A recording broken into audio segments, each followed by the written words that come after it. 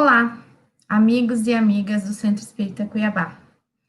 Antes de começarmos a nossa palestra, se você ainda não se inscreveu no canal do Centro Espírita Cuiabá, inscreva-se e clique no sininho para ativar as notificações para você sempre assistir às palestras.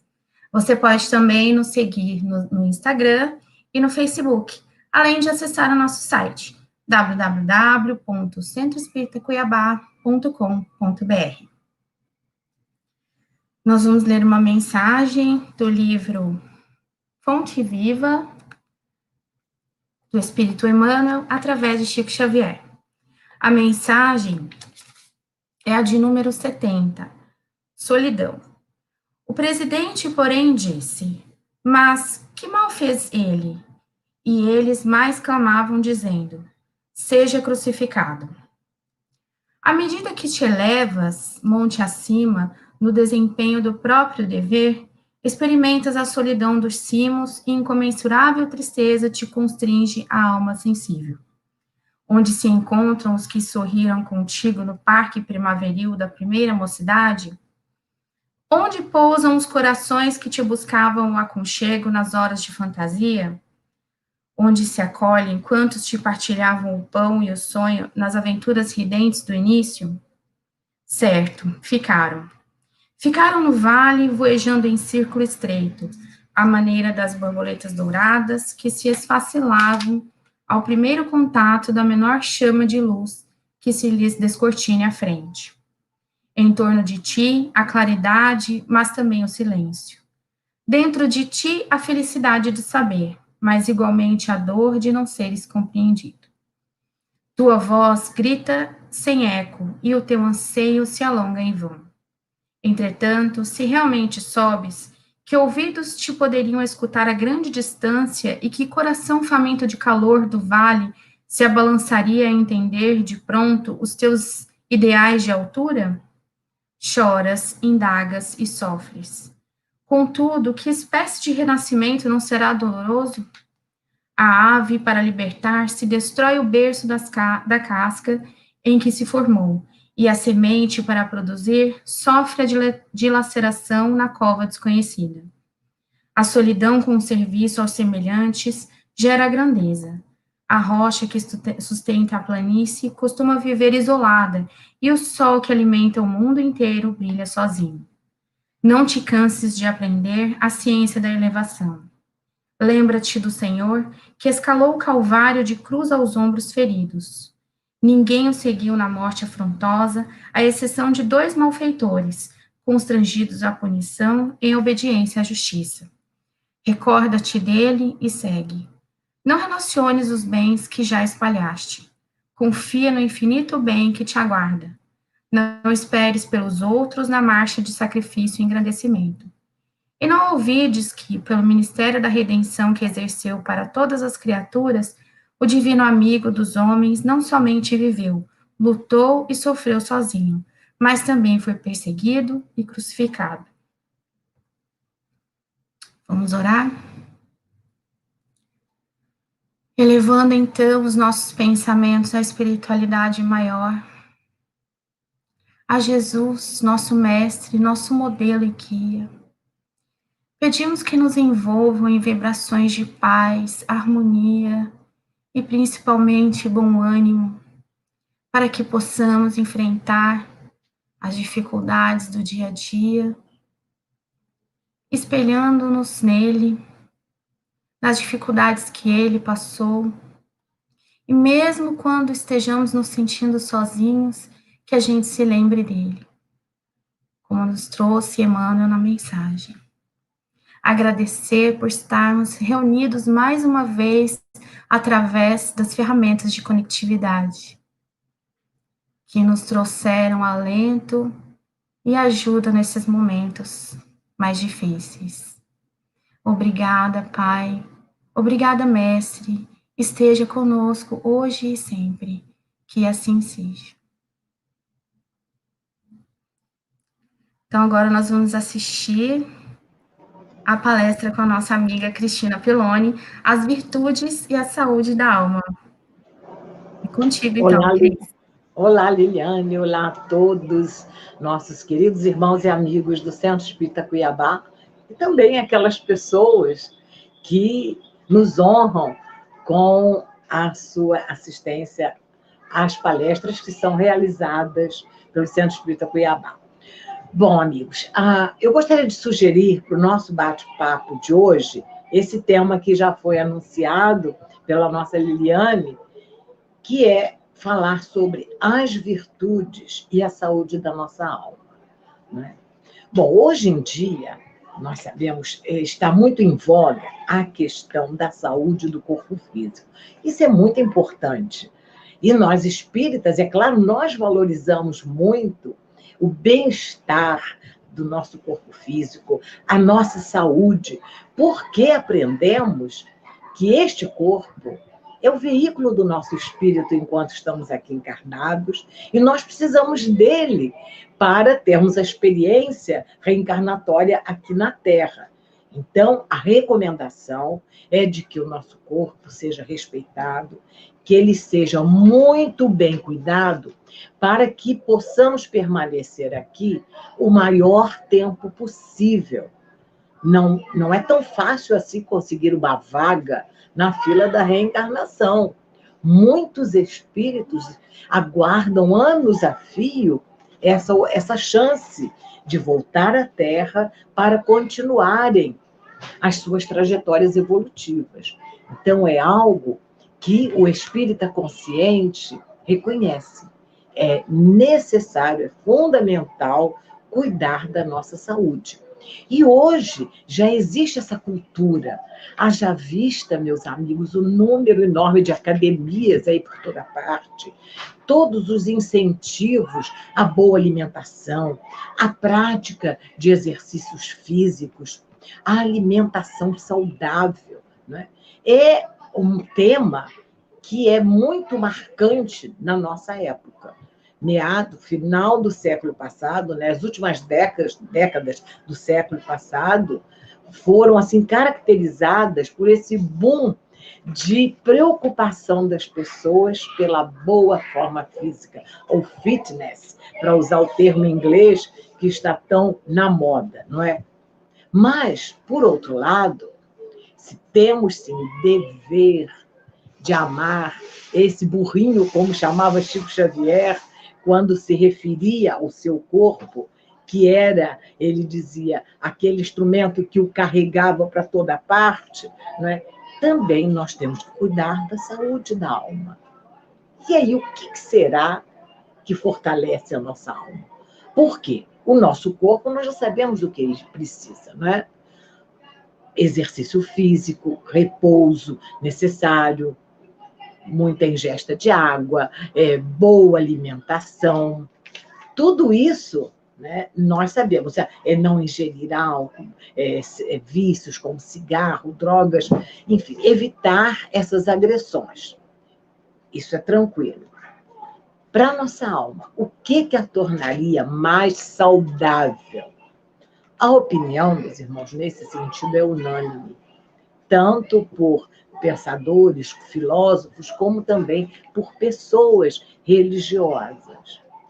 O que traz saúde à nossa alma são as virtudes.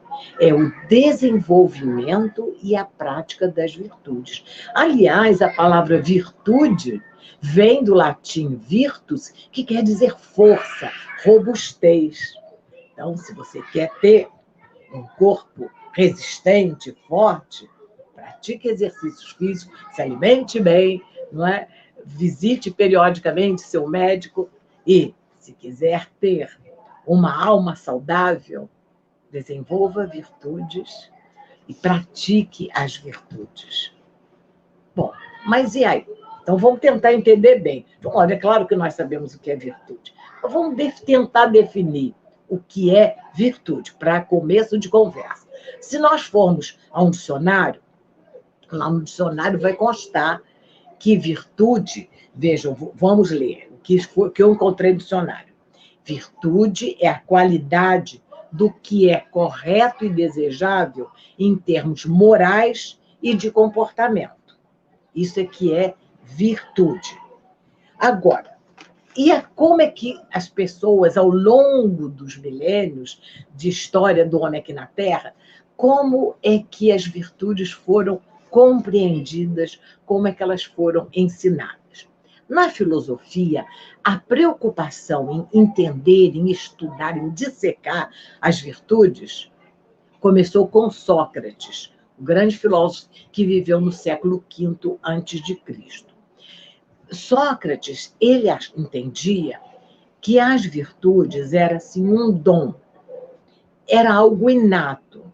As pessoas já nasciam com aquelas predisposições para desenvolver esta ou aquela virtude. E elas deviam fazê-lo, né? Seguindo os bons exemplos e praticando. Tá? Na mesma linha de pensamento, os seus discípulos, como Platão e Aristóteles, também enxergavam dessa maneira, né? Que a virtude era inata, as virtudes, né, de um modo geral, eram inatas, mas que elas podiam ser aprimoradas com estudo, meditação e prática do bem. Tá? Bom, para a Igreja Católica, né, as virtudes também eram inatas. A pessoa nascia virtuosa com estas ou aquelas virtudes a partir de um critério divino.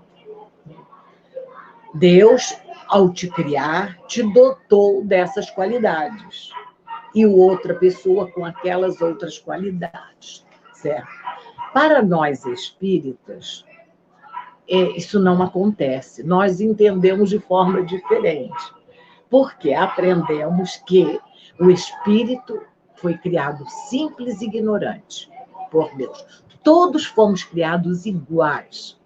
E temos o tempo à nossa frente e, através das sucessivas reencarnações, nós vamos desenvolvendo todas as virtudes possíveis. Cada reencarnação, aprendemos um pouquinho mais e um pouquinho mais, e assim vamos indo até atingirmos os graus máximos possíveis, né, para a espécie humana. Tá? Segundo Emmanuel, no livro O Consolador, ele traz assim, uma explicação que eu gostaria de ler, porque ela assim, traduz bem o pensamento espírita com relação às virtudes. É a questão 253 desse livro, O Consolador. Ele explica-se da seguinte maneira: a dor, a luta e a experiência constituem uma oportunidade sagrada concedida por Deus às suas criaturas em todos os tempos. Todavia, a virtude é sempre sublime e imorredora aquisição do espírito nas estradas da vida, incorporada eternamente aos seus valores, conquistados pelo trabalho no esforço próprio. Então, na visão espírita, a virtude, né, melhor, as virtudes, elas são aquisição do espírito pelo seu esforço próprio, através dos milênios. Tá? Então, é uma visão assim, que me parece muito mais lógica, né? E que só é possível compreender desta forma à luz da reencarnação. Né? Bom, para a Igreja, as virtudes principais são as virtudes teologais, são a fé, a esperança e a caridade. Para os filósofos, Sócrates e seus discípulos, eles diziam o seguinte, que havia as virtudes cardeais, que são a prudência, a fortaleza, a temperança e a justiça. Havia também, aí Aristóteles acrescentou, as virtudes éticas, ou seja, as virtudes éticas, aquelas que se referiam à conduta moral do homem, o seu relacionamento na sociedade. As virtudes éticas, segundo Aristóteles, seriam coragem, temperança, liberalidade, magnanimidade, mansidão, franqueza e justiça. Aristóteles falava ainda das virtudes dianoéticas. Virtudes dianoéticas, meus irmãos, são aquelas que se referem à nossa atividade intelectual. As éticas se referem à nossa vida moral. As virtudes dianoáticas se encontram na esfera do intelecto, da inteligência do homem. E essas virtudes, na compreensão de Aristóteles, seriam arte, ciência, sapiência, sabedoria e intelecto. Então, caberia ao homem, na área da inteligência, desenvolver as artes, a ciência, a sapiência, a sabedoria e o intelecto. E estas virtudes, que também têm que ser desenvolvidas, tais como o sentimento de justiça, a temperança, né, as virtudes éticas que ele citou, né, a coragem, a mansidão, a franqueza, etc., as virtudes dianoéticas também precisam ser desenvolvidas. E notem, aqui ele fala sapiência e sabedoria. Existe uma pequena diferença. A sapiência estaria ligada a conhecimento, a erudição. Já a sabedoria, ela se refere mais ao modo de viver. Aquela pessoa que às vezes não tem uma cultura, não tem uma formação acadêmica, ela não tem instrução, mas ela sabe viver. Ela tem, assim, uma conduta que demonstra que ela tem um equilíbrio nas suas decisões, né? Ela tem um respeito pelas outras pessoas, ela sabe viver. Então, é diferente, sabedoria e sapiência, tá? E tudo isso tem que ser desenvolvido. Para nós espíritas, é claro que nós valorizamos todas essas virtudes, mas, pela leitura do Evangelho segundo o Espiritismo, o que nós verificamos? Que, para nós, as principais virtudes são a humildade e a caridade. Que elas são o contraponto do orgulho e do egoísmo, que, segundo os Espíritos nos ensinaram, são os dois maiores entraves para o progresso da humanidade, o orgulho e o egoísmo. E como é que nós vamos eliminar o orgulho e o egoísmo? Desenvolvendo a virtude da humildade e da caridade. Tá? Então, vejam, me parece, né, sem querer ser presunçosos, porque a gente tem que admitir, né, que tanto a filosofia, a ciência, as outras religiões, todas trazem contribuições valiosas para a nossa evolução. Mas essa visão espírita me parece, assim, muito sábia, né? Muito completa, como se fosse, assim, um corolário de toda essa trajetória evolutiva do homem, buscando entender o que era a virtude, quais eram as virtudes e como desenvolvê-las, né? Bom, e aí, meus irmãos, agora que nós vamos entrar no X da questão. Então, sabemos que a virtude, né, que é a qualidade de tudo que é correto, que é certo, em termos de comportamento, em termos de relacionamento com as outras pessoas, tá? Já sabemos quais são as virtudes, as principais que foram elencadas pela Igreja, pela filosofia e também pela doutrina espírita. Mas a pergunta agora é essa: como desenvolver essas virtudes? Né?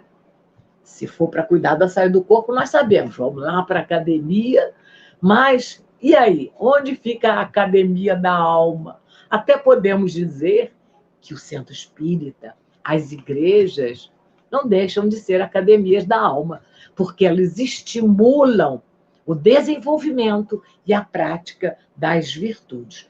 Olha, eu vou até contar uma coisa para vocês.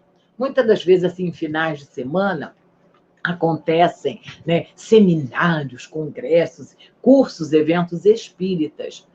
E eu adoro participar desses eventos, porque a gente aprende tanta coisa. Ao final de um encontro espírita, ouvindo palestrantes experientes que trazem contribuições fantásticas, convivendo com amigos espíritas de outros centros, de outras cidades, às vezes até de outros países, né?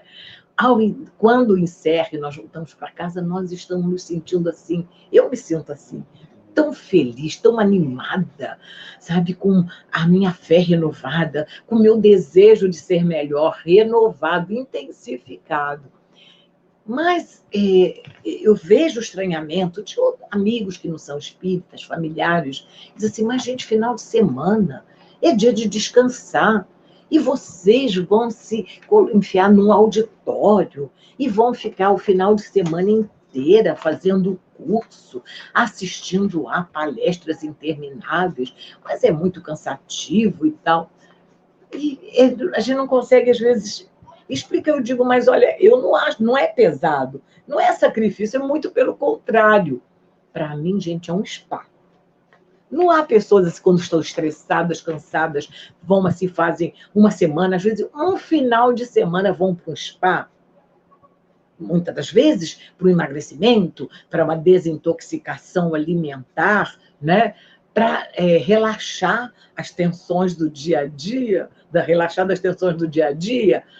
Pois olha, participar de um evento espírita para mim é igual um spa, gente. É um spa da alma, não é? Porque a gente recebe tanto, são tantas vibrações agradáveis, além da troca de vibrações, tem um intercâmbio de ideias, sentir o carinho dos amigos. Alguns a gente fica assim, mais de ano sem encontrar e vem um grande evento espírita, uma confraternização, né, com um congresso, e ali você vai rever pessoas que na correria do ano, no dia a dia das nossas vidas, nós não temos assim um contato habitual.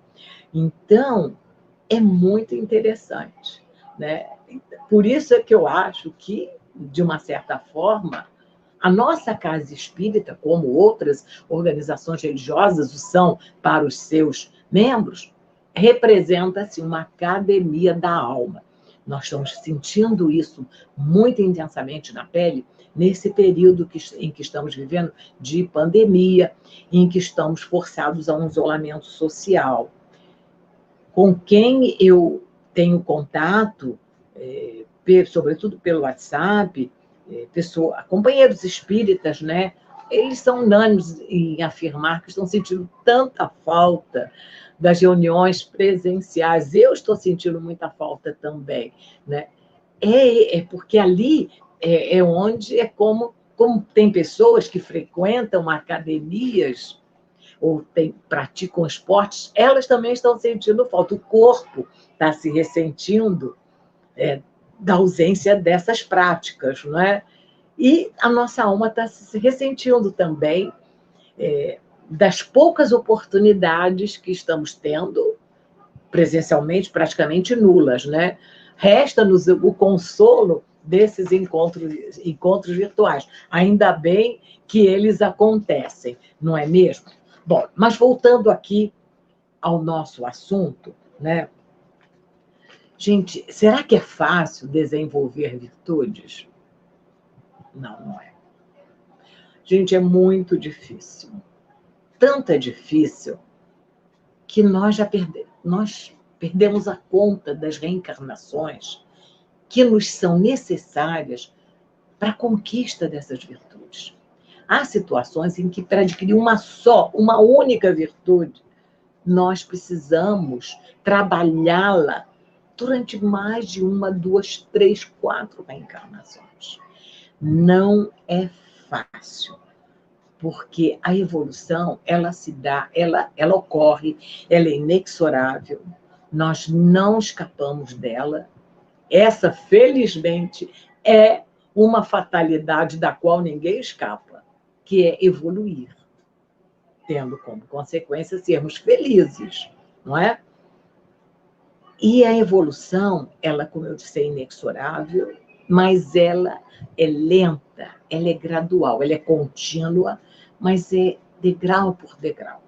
Às vezes a gente sobe um degrau, mas aí não está bem firme, a gente escorrega, cai, permanece mais um tempo no degrau de baixo, aí a gente vai fazer uma outra tentativa, aí dessa vez a gente consegue se estabilizar naquele patamar. Aí passa um tempo, a gente vai, sobe mais um pouquinho, e assim vai indo a nossa jornada rumo às estrelas, né? Rumo à luz, rumo à felicidade plena, certo?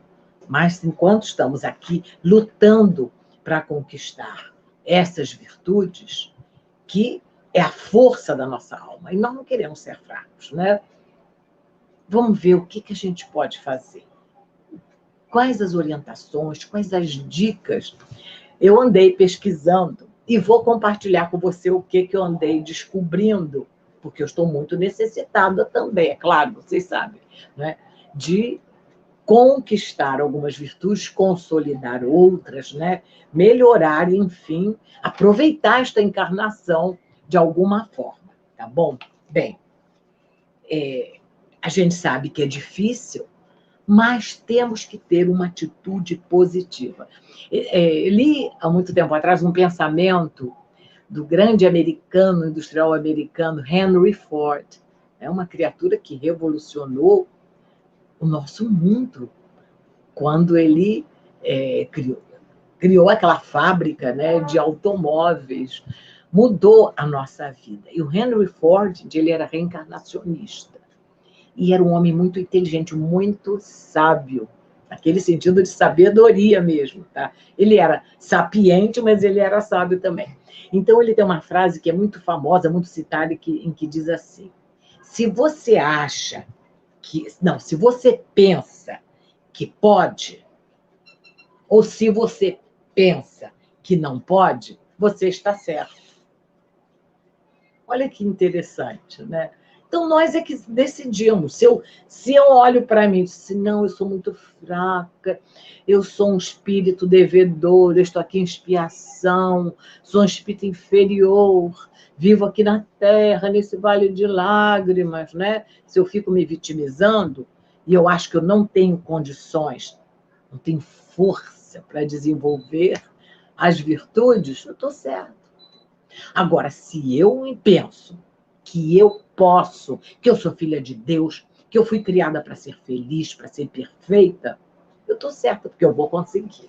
Tá? Então, acho que a frase do Henry Ford já pode ser, minha gente, um bom ponto de partida para nós. Então, vamos já partir do princípio de que nós podemos.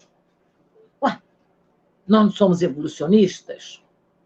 Nós seremos, um dia todos nós seremos anjos, como diz aquela música famosa do Grupo Acorde, lá de João Pessoa, né?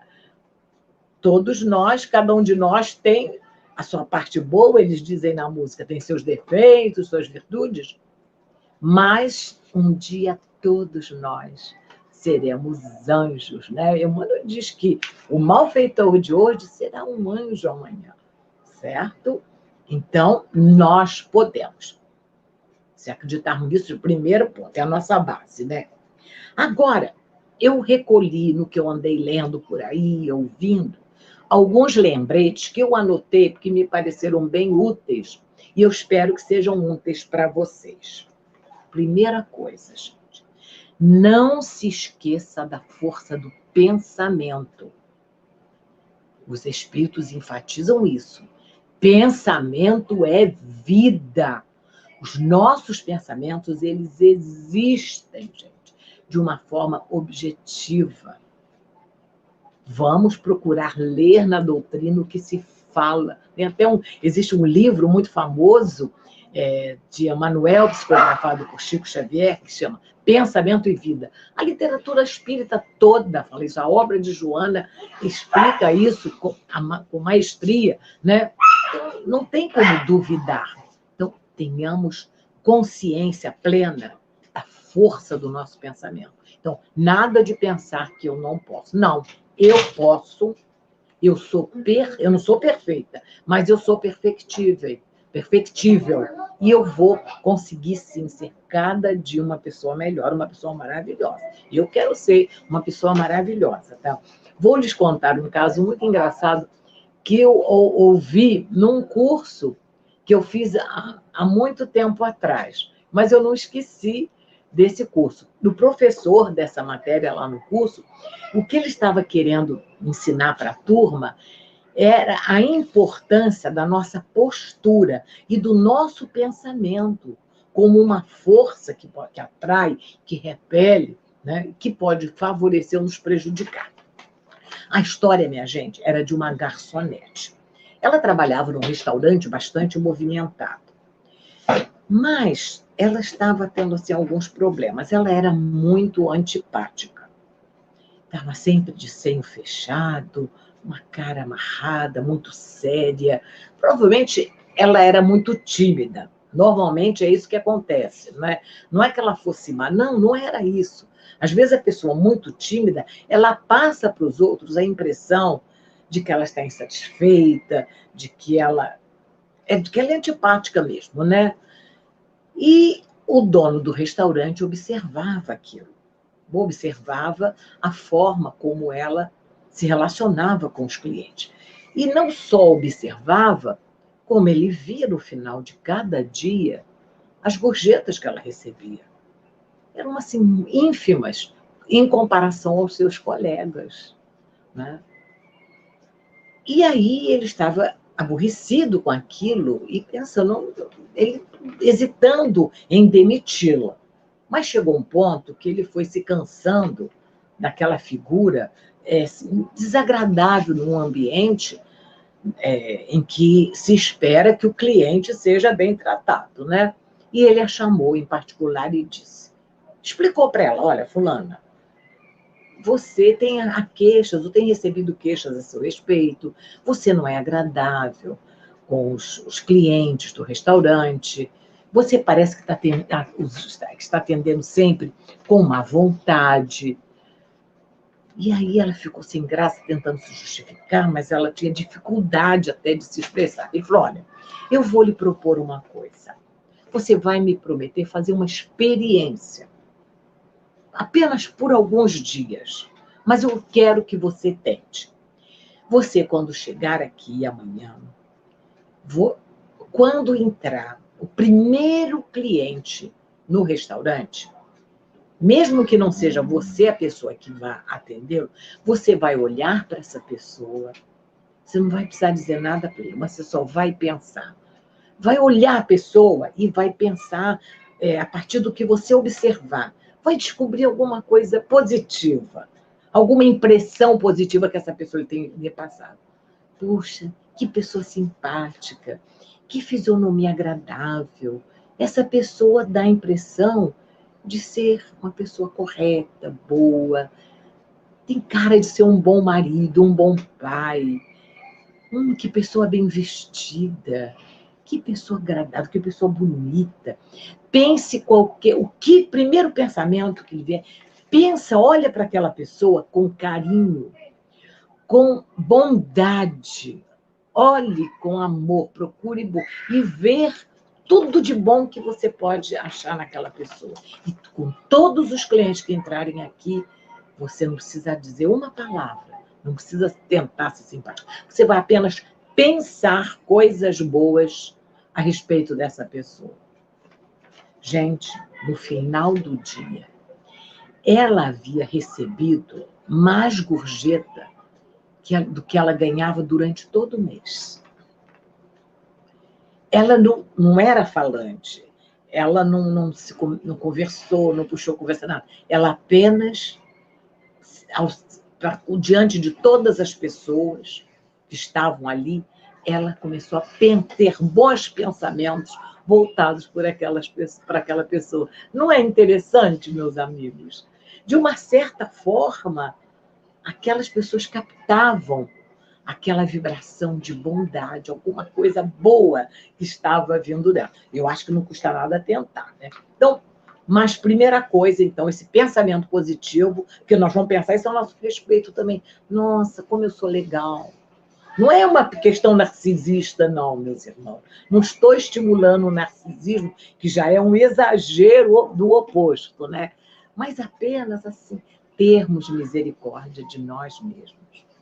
Aquilo que Jesus disse que devemos ter com relação ao próximo, misericórdia quero, não sacrifício, nós temos que ter misericórdia com os outros, não sacrificar as outras pessoas, nós temos que ter com relação a nós também.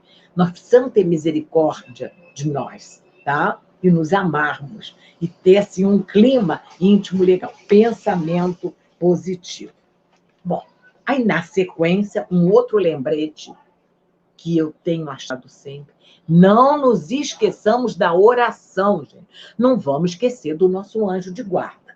Ora, quem é o anjo de guarda? Todo mundo sabe. Nós sabemos disso desde que nós éramos criancinha. Que nossas mães, nossos pais, nossos avós sempre falam: ora, olha o seu anjo de guarda te protege. Desde pequena eu ouvi essa história de anjo de guarda e eu adorava saber que eu tinha um anjo de guarda, que era meu amigo, né? Então, em qualquer situação, vamos pedir ajuda ao nosso de anjo de guarda. Em especial, num trabalho que queiramos desenvolver no campo da reforma íntima, no campo da nossa modificação, da nossa melhoria, no campo do desenvolvimento das virtudes. Sabe por quê? Porque o anjo de guarda é um espírito de muita luz, a quem Jesus encarregou de cuidar de nós. O trabalho do anjo de guarda é nos encaminhar para o bem, é nos ajudar na nossa evolução. Ele é a pessoa mais interessada nesse nosso trabalho de desenvolvimento de virtudes. A preocupação dele é nos levar a desenvolver as virtudes. Então, minha gente, é a ele que nós vamos pedir socorro. Meu anjo de guarda, me ajuda. Está difícil desenvolver a virtude da paciência. Bom, estou dando o exemplo da paciência, porque Jesus falou, está lá narrado pelo irmão X, né, que no encontro com os seus discípulos, eles perguntaram: mestre, qual é a virtude mais difícil de ser desenvolvida? Jesus pensou, olhou bem para eles e falou assim: a paciência. E cá entre nós, né, gente, é difícil a gente desenvolver a paciência, né? É meio difícil. Então, estou dando o exemplo da paciência, mas podia ser qualquer outra. Então, meu anjo de guarda, me ajude a ter paciência com essa pessoa, a ter tolerância, a ser isso, me ajude a ter persistência. Enfim, qualquer que seja o seu problema, recorra, porque a inspiração virá uma força e você vai conseguir dar esses pequenos passos que vão te levar, né, ao ponto desejado, tá bom? Então, primeiro lembrete, não esquecer a força do pensamento positivo. Segundo lembrete, não esqueça da oração. Bom, existe um outro lembrete, que é uma coisa muito antiga, mas que hoje está muito na moda. As pessoas têm buscado e têm encontrado nessa prática muito conforto, muita serenidade, muito equilíbrio. É a prática da meditação. É uma prática, assim, relativamente nova para nós ocidentais, mas é muito usual entre os orientais, né? Mas a sua eficácia é comprovada. Então, ela, até para crianças, hoje se fala muito nos benefícios da prática da meditação com crianças. E não sou especialista no assunto, mas o que eu posso lhes dizer, meus irmãos, é que existem livros muito bons falando sobre a meditação, orientando, dando sugestões, mas muito material interessante na internet, com vídeos, com áudios, né, ensinando, né, como fazer. E é interessante ouvir as pessoas que têm esse costume, ouvir essas pessoas falarem dos benefícios da meditação, o quanto ela traz serenidade, equilíbrio e essa força para que a gente possa trabalhar as nossas virtudes. Porque é um mergulho dentro de si, não é? Muito, muito benéfico fazer meditação. Então, é um lembrete interessante. Bom, outra coisa, contudo, vocês estão vendo, complementar. Alimentar a nossa alma adequadamente. Alimentar com o quê, gente? Bons livros, bons filmes, boas palestras, boas conversações. procuremos conversar com criaturas que têm algo a acrescentar, que são pessoas generosas. Evitemos conversas assim com pessoas negativas, que estão sempre vendo o lado preto da vida. E nós temos ainda muita coisa negativa. E na conversação com pessoas que são negativas, nós nos deixamos contaminar. Isso não é saudável. Nós entramos num clima de descrença, de desânimo, né? Sem falar a maledicência, a calúnia, que são coisas assim tão tenebrosas, né? Então, isso aí vale a pena evitar. E há pessoas que têm, sabe, são presenças assim amorosas, que têm conversa, que têm assunto, gente. Porque quem fala mal da vida dos outros, quem só vê desgraça, é porque é desatualizado, não lê um bom livro, não assiste uma boa palestra, não lê jornal. Então, não sabe o que está acontecendo, não tem assunto para conversar. Aí fica falando mal da vida dos outros. Isso aí não acrescenta, é um atraso de vida, né? Vamos e venhamos, tá? Então, isso não é alimento, isso é ingerir, seria o equivalente, o que o pessoal fala, junk food, né? É comida pouco saudável para o nosso corpo. A gente se preocupa tanto em não comer coisas, entre aspas, porcarias, coisas que fazem mal para o nosso corpo, mas nos detemos em conversações infindáveis, falando sobre assuntos que não acrescentam nada, que só trazem desequilíbrio, perturbação e atraem o interesse de espíritos levianos que estão por aí, tá? Então, boas conversações é muito legal. Bons filmes, bons livros, boas conversações. E olha, é só procurar, que as prateleiras das estantes estão cheias de livros fantásticos. A televisão, o cinema, tem muitos títulos belíssimos com coisas que ensinam e que elevam o nosso pensamento, a nossa moral, em vez de nos deprimir, tá? Bom, outra coisa, gente, não devemos, um lembrete interessante, não nos abatermos quando tivermos uma recaída. Lembra que eu falei do degrau?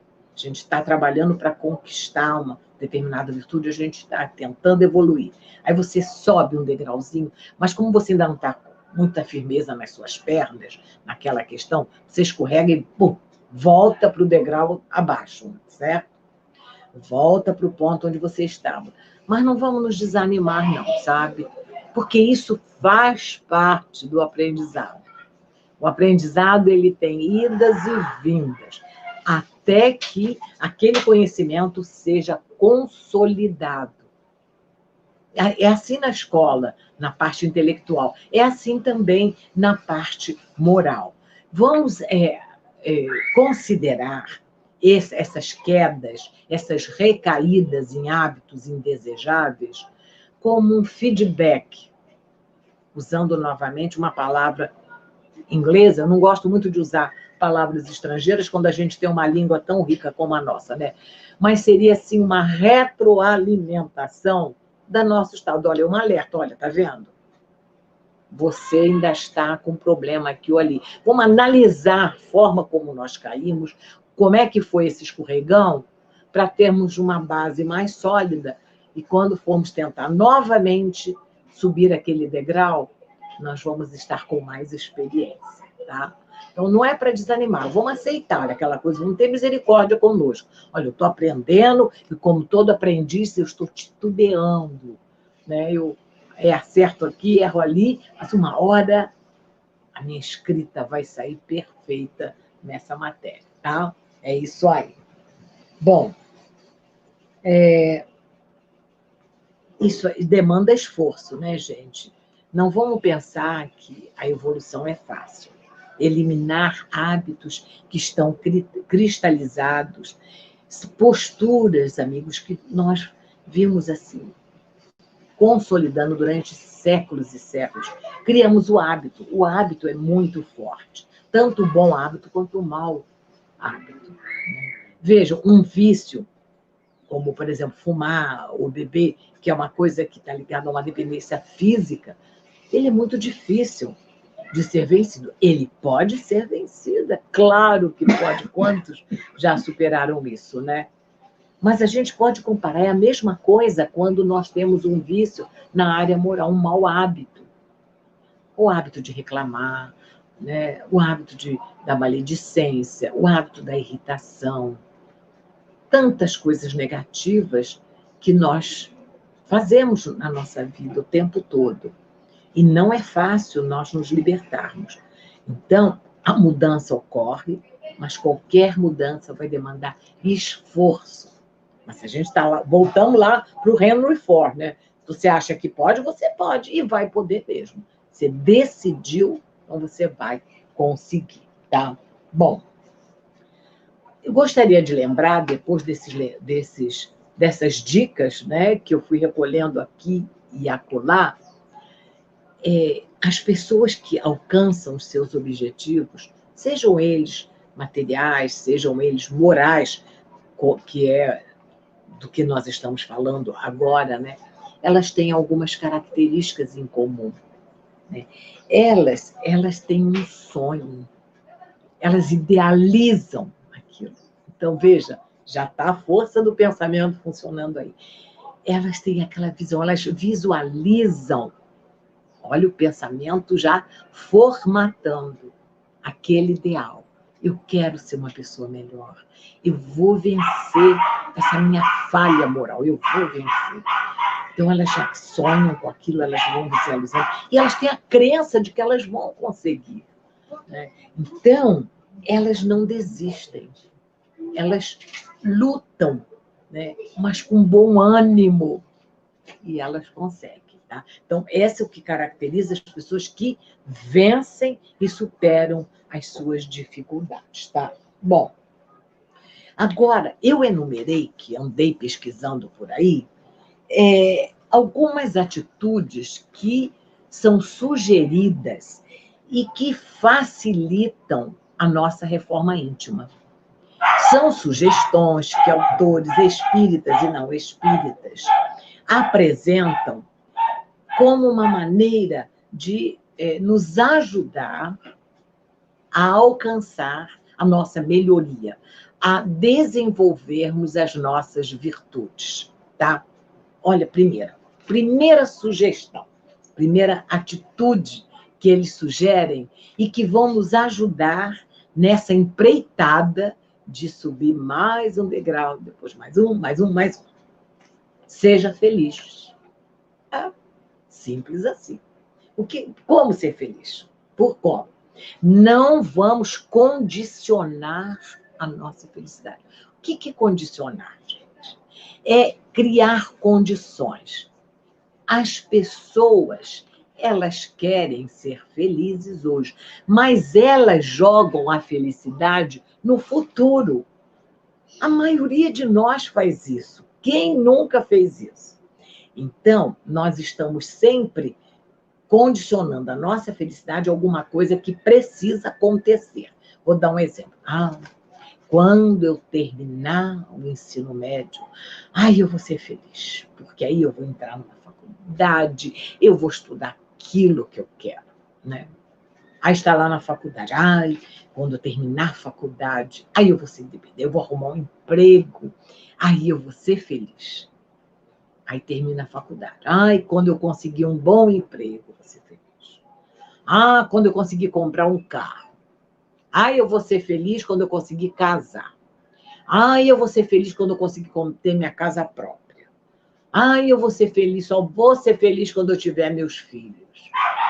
Eu vou ser feliz quando meus filhos se formarem. Eu vou ser feliz quando meus filhos tiverem netos. E aí vai indo, gente, aí desencarna e não foi feliz nunca, né? Porque estava sempre, nunca podia ser feliz. Tem que ser feliz agora, gente. Porque, olha, a felicidade não é uma estação, não é um porto onde o navio vai atracar e nós vamos chegar lá na felicidade. Não é uma estação onde nós estamos viajando de trem, quando nós chegarmos àquela estação, nós seremos felizes. Não, a felicidade é um modo de viajar. Então, eu tenho que ser feliz durante a viagem. Nós estamos em viagem. Nós vamos chegar à formatura, à compra disso, ao casamento, à realização disso ou daquilo. Vamos chegar. Mas eu não preciso esperar chegar lá. Eu já tenho que começar a ser feliz agora, tá? É importante, gente, isso. Criar esse clima. Porque se você está feliz, vai ser mais fácil você ter forças. Você tem que estar bem para ter forças para lutar contra aquilo que está te incomodando, contra as suas imperfeições. Para você desenvolver as virtudes, você tem que estar bem. Né? Porque você quer ficar forte. Você tem que ter um mínimo de alento para buscar aquele fortalecimento total, tá? Vamos ver mais. É aquela história, né? Então, a gente vive hoje, mas quer ser feliz amanhã, não. Nós vivemos hoje, temos que ser felizes hoje. Outra coisa, gente, outra sugestão que é muito interessante nessa nossa caminhada para desenvolver as virtudes é ocuparmos. Ocupe-se, arruma coisa para fazer. Gente, está mais do que provado que a aposentadoria ela provoca 3 vezes mais de problemas cardíacos e desencarnes. Agora, diferente daquele aposentado que é espírita e que entendeu, conhece a proposta espírita, ele se aposenta do trabalho, mas ele não se aposenta da vida. Ele não fica em casa só assistindo filme, série, não, lendo jornal de pijama o dia inteiro. Não, ele vai arrumar o que fazer no centro espírita. É claro que hoje as opções estão mais limitadas, mas há, sim, muita coisa para ser feita, gente. Se você tem o seu salário garantido, se você não tem uma ocupação profissional mais, procure ser útil. Faça alguma coisa. Vai ser útil, vai trabalhar, vai conviver com outras pessoas.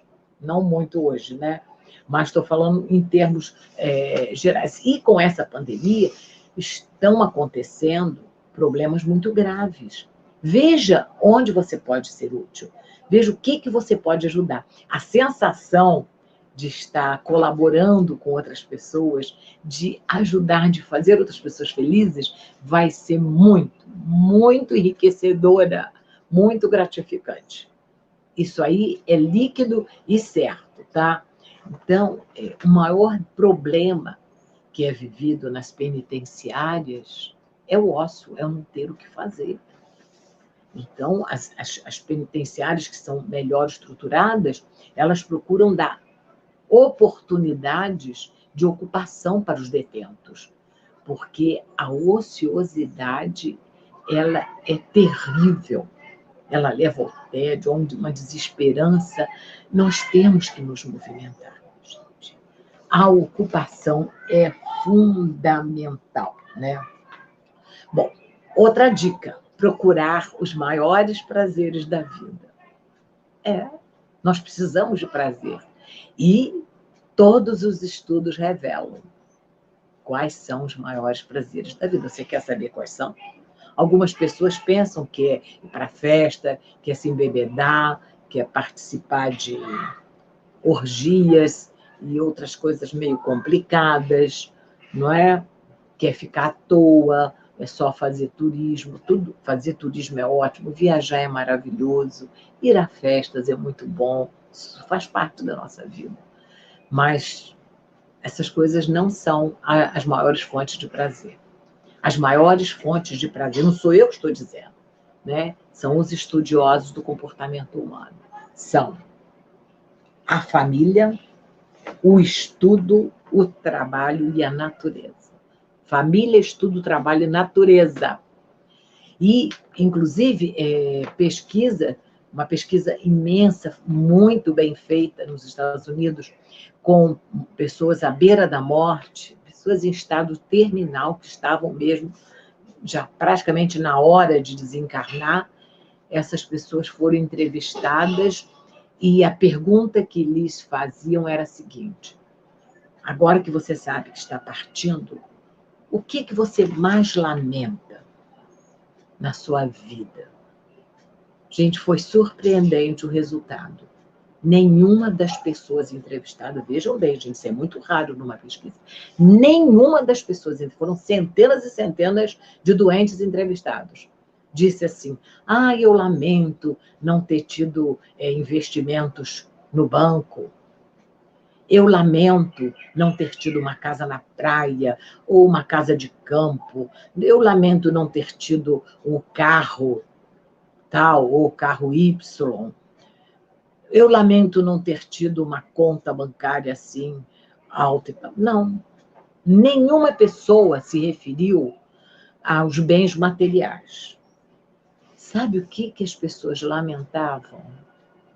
As pessoas lamentavam não ter dedicado tanto tempo à sua família, não ter dito à sua esposa mais vezes que amava, não ter sido mais carinhoso com seus pais, não ter passado mais tempo com seus filhos.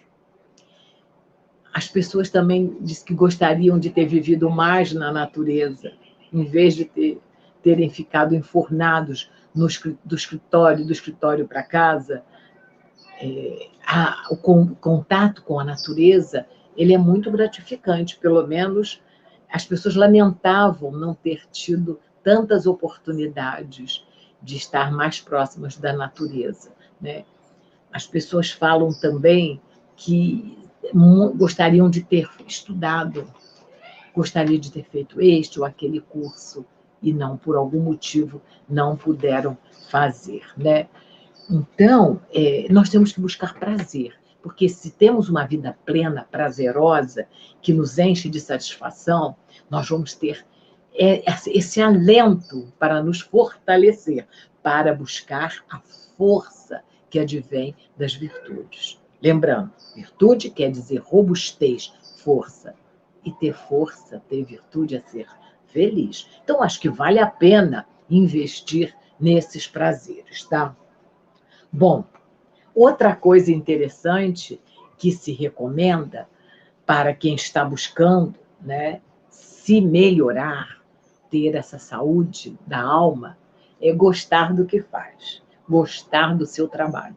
Porque o trabalho é uma fonte de satisfação. A gente já viu, trabalho é fonte de prazer. Mas, por uma educação equivocada, não diria nem educação, por uma cultura que se instalou na nossa sociedade e foi passando através de séculos para nós, aquela ideia de que trabalho é uma pena bíblica, né? Que Adão e Eva foram expulsos do paraíso, onde eles tinham tudo, não faziam nada, e aí foram obrigados a ganhar o pão com o suor do próprio corpo.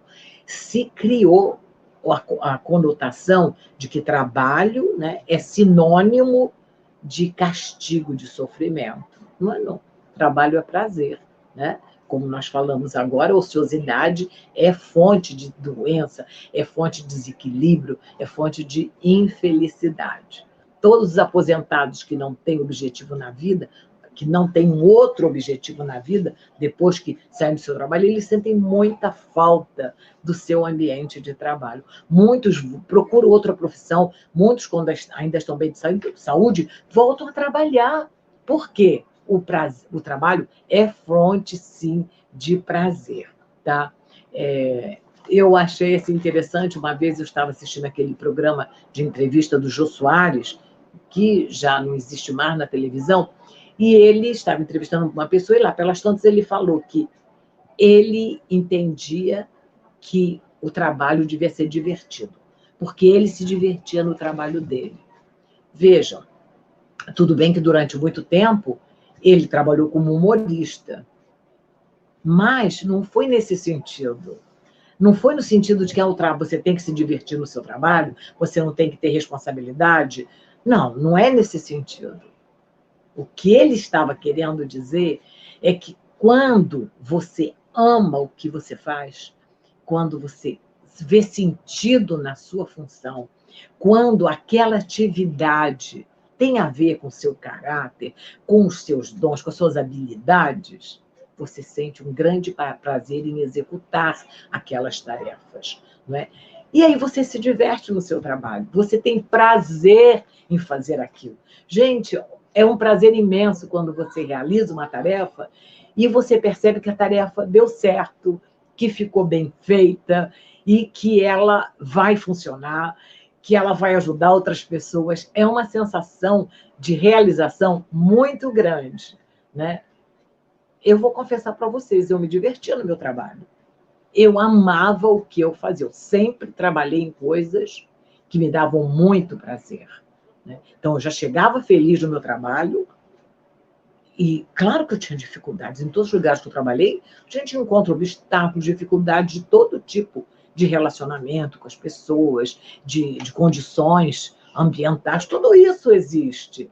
Mas quando você chega ali, não, isso aqui é ótimo, eu gosto de fazer isso, vai dar certo, vira um prazer, uma fonte de alegria, né? E aí você não vai ali com aquele sacrifício. Ai, meu Deus, hoje é segunda-feira. Sexta-feira, aquela alegria. Ai, vou ter sábado e domingo longe do trabalho. Não, isso é terrível.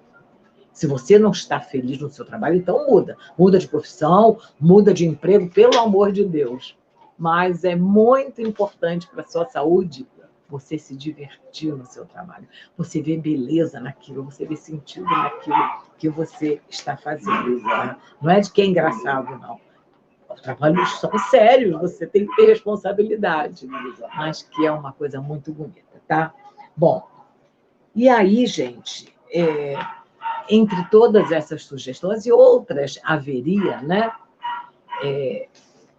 Para finalizar, né, eu gostaria de lembrar que a gente tem que estar preparado nessa vida. Sempre preparado para as coisas boas que virão. E quando essas coisas boas vierem, nós temos que estar atentos e aproveitá-las. Certa vez, o Almir Klink, aquele grande navegador, né, Almir Klink, que é um iatista famoso e campeão olímpico, né, brasileiro, ele, além desse esporte em que ele é exímio, ele também gosta muito de fotografar. E certo dia ele se deparou à beira-mar com um pôr do sol maravilhoso, esplêndido. Ele falou, meu Deus, eu preciso fotografar este céu. Mas aí percebeu que ele estava sem a máquina dele. Correu até o hotel, mas quando ele voltou com a máquina, o cenário já estava diferente.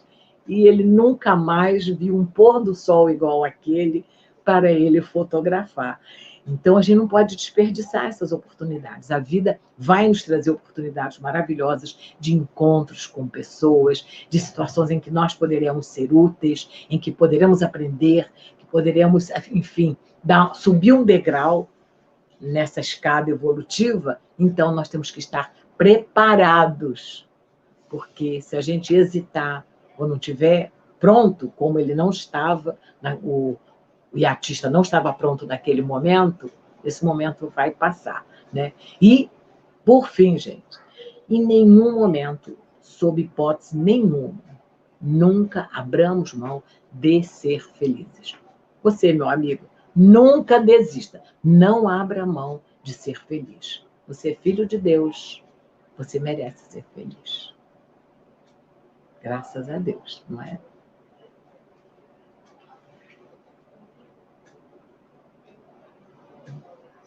Bom, terminando esses momentos de reflexão, convido a todos, então, para agradecermos a Deus, nosso Pai, que nos quer felizes, evoluindo, plenos, né, com muitas virtudes.